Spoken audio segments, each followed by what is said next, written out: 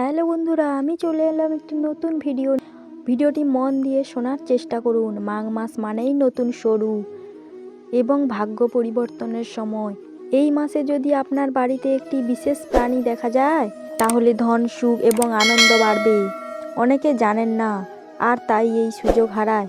আজ আমি সহজ ভাষায় বলবো কোন প্রাণী আপনার বাড়িতে এলে ভাগ্য খুলবে।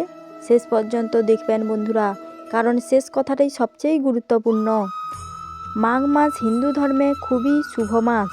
এই সময় সূর্য শক্তিশালী হয় এবং ভাগ্য ভালো হয়। এই মাসে ঘরে কিছু জিনিস এবং প্রাণী থাকলে শুভ ফল পাওয়া যায়।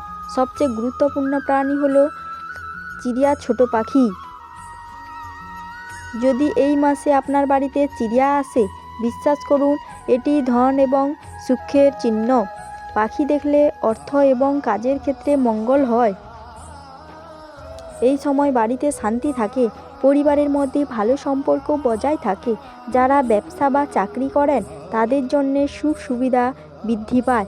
কিছু মানুষ মনে করেন পাখি শুধু এলোমেলো আসে, কিন্তু ভক্তি এবং বিশ্বাস থাকলে পাখি আসার অর্থ পরিবর্তন হয়।